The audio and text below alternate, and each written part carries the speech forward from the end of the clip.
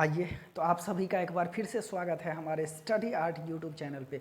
तो आज हम रंजीत सिंह के बारे में एक डिटेल्ड एनालिसिस करने वाले हैं और इससे आपको क्वेश्चन बनता है। इससे पहले वाले वीडियो में हमने सिख राज की उत्पत्ति कैसे हुआ इस पे एक सेपरेट वीडियो बनाया है, जहां पर कि गुरु नानक से लेकर के गुरु गोविंद सिंह के बारे में एक डिटेल्ड एनालिसिस किया था। तो आइए आज पढ़ते हैं रंजीत सिंह के बारे में। देखिए, रंजीत सिंह, इसका जन्म जो है 2 नवंबर 1780 ईस्वी को हुआ था।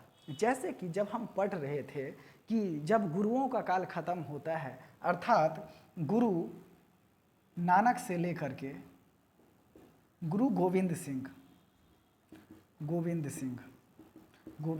इसके काल में हमने एक क्रम देखा कि जो गुरु नानक के फॉलोअर थे उसको सिख कहा गया और ये कई काम होते रहा।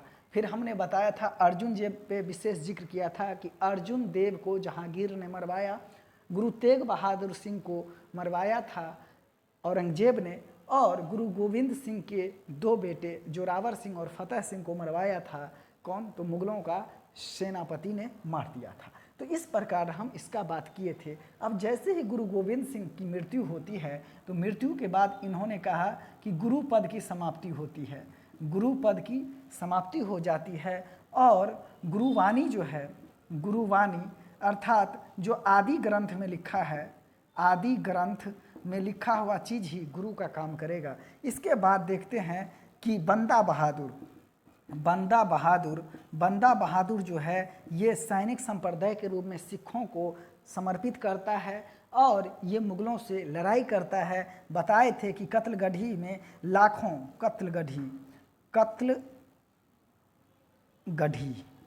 कत्लगढ़ी में लाखों सैनिक, हजारों सैनिकों को, जो कि मुगल सैनिक थे, इसको मार दिया था। ये कहाँ है? शहादरा में है और शहादरा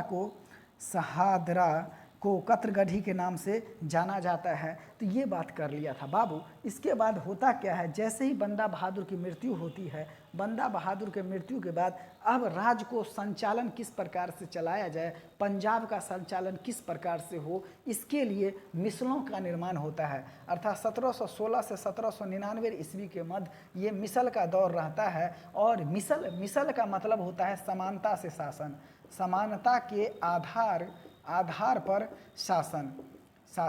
और ये पंजाब में कुल देखें तो ये 12 मिसल था।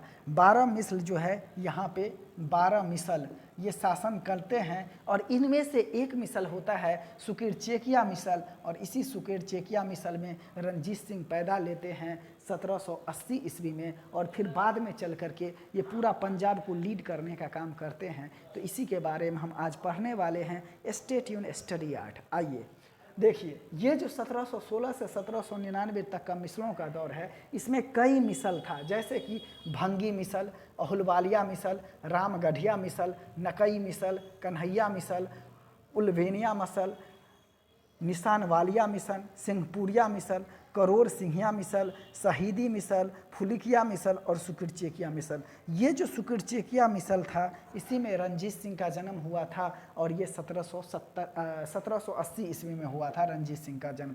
अब हम देखते हैं, जब ये 12 वर्ष की अवस्था में था तो 12 वर्ष की अवस्था में ही ये यहाँ पे सुकिरचेकिया मिसल का प्रमुख बन जाता है। अर्थात 1792 में ये सुकिरचेकिया मिसल का प्रमुख बन जाता है। देखिए, इसके दादा का नाम रहता है महासिंह।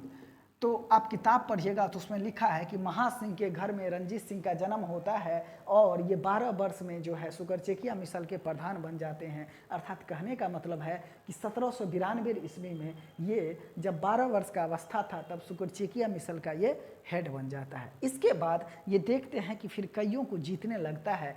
सबसे पहले 1799 ईस्वी में हम देखते हैं कि जमान शाह दुर्रानी को हराता है। ये क्या रहता है? ये एक अफ़गान रहता है और इसको हराता है। इसके बाद 1801 ईस्वी में पंजाब का ये महाराजा बन जाता है। कौन? रंजीत सिंह। अर्थात देखते हैं कि धीरे धीरे जैसे भंगी मिसल, अहलुवालिया मिसल, इन सभी मिसलों पे, कन्हैया मिसल पर ये कंटिन्यूसली, खास करके जो 92 से लेकर के और ये 99 तक, 92 से लेकर के 99 तक ये मिसलों को जीता। किसको जीता? मिसलों को जीता और अपने में मिलाया। फिर 1799 में जमासा दुर्रानी जो कि अफगान था, इसको हराता है। 1801 में पंजाब का महाराजा बन जाता है और 1808 ईस्वी में गुजरात, लुधियाना, मुल्तान आदि क्षेत्र को जीत लेता है। यहीं पे ये सिंध नदी के पास पहुंच जाता है और सिंध नदी के पास पहुंचता है तो उधर घात लगा के अंग्रेज भी रहता है कि हमको इस तरफ और आगे बढ़ना है। फलतः अंग्रेज यानी कि मेटकॉफ और रंजीत सिंह के बीच एक संधि होती है, अमृतसर की संधि,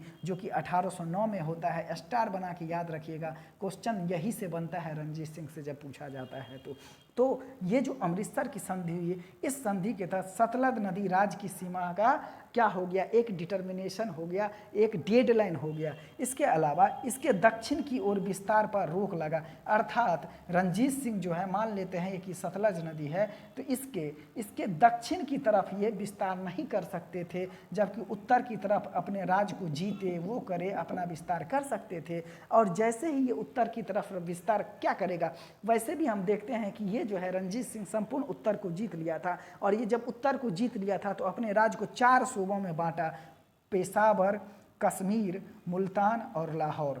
पेशावर, कश्मीर, मुल्तान और लाहौर, इसको ये अपने 4 सूबों 4 प्रांतों में बांट दिया जीत लेने के बाद और इस पे अपना शासन करने लगा। देखिएगा ये जो रंजीत सिंह होता है, रंजीत सिंह के पास एशिया का दूसरी सबसे बड़ी सेना होती है, अर्थात सबसे पहला सेना होता है अंग्रेज का और उसके बाद अगर किसी व्यक्ति का सेना होता है तो रंजीत सिंह जी का ही होता है।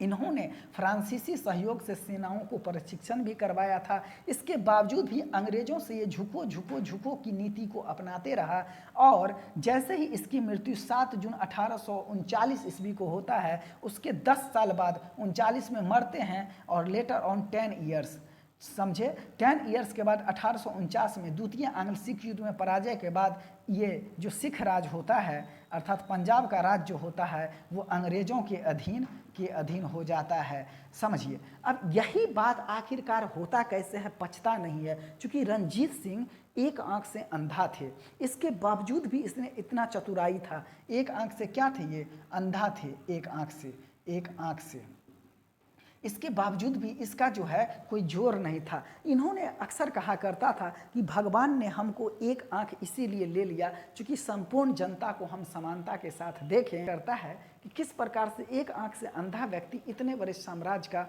वो रक्षा कर पाया। ये अलग बात है कि उन्होंने झुको की नीति को अवलंबन करता है, इसके बावजूद भी वो देखते हैं कि राज को 10 साल में जैसे ही मृत्यु होता है तो उसके उत्तराधिकारी बचा नहीं पाते हैं और ये फाइनली अंग्रेज का ही हो जाता है।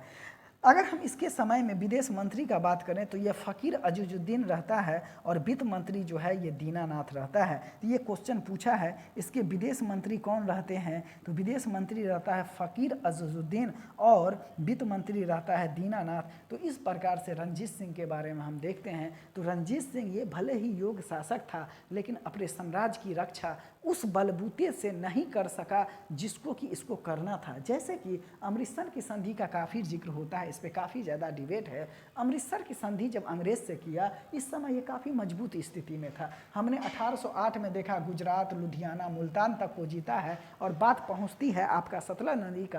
तो सतलज नदी के बाद ये कहता है कि भैया इसके इधर अर्थात दक्षिण तरफ आप अपने राज्य को विस्तार नहीं करेंगे। तो रंजीत सिंह मान जाता है, अर्थात झुको और झुको, मतलब झुको की नीति को ये पालन कर लेता है और यही कारण है कि अंग्रेज का मनोबल जो है बढ़ जाता है और 1839 में मृत्यु के बाद उसके 10 साल के अंदर ही 1849 तक द्वितीय आंग्ल सिख युद्ध के लड़ करके ये इसके राज को अपने में मिला लेता है। तो इस प्रकार हम देखें तो रंजीत सिंह भारतवर्ष के काफ़ी चमकता हुआ सितारा था। योग्य व्यक्ति होने के बावजूद भी उसके मृत्यु के 10 साल बाद ही ये सिख राज का अंत हो जाता है। अगला वीडियो में हम डिटेल से एनालिसिस करेंगे प्रथम आंग्ल सिख युद्ध, ये जो कि हुआ था 1845-46 में और यहाँ पे हम देखते हैं कि लाहौर की संधि होती है, जिक्र करेंगे। फिर 1849 ईस्वी में द्वितीय आंग्ल सिख युद्ध होता है और इस प्रकार से हम देखते हैं कि फाइनली जो है ये सिख राज को अपने में मिला लेता है और सिख का जो एक चैप्टर है वो द एंड हो जाता है। तो ये वाला हम वीडियो सेकंड वीडियो में करेंगे, अर्थात ये मेरा थर्ड वीडियो होगा सिख राज से, उसमें करेंगे। इस वीडियो में इतना है, फिर मिलते हैं एक नेक्स्ट टॉपिक के साथ। Stay tuned, study hard.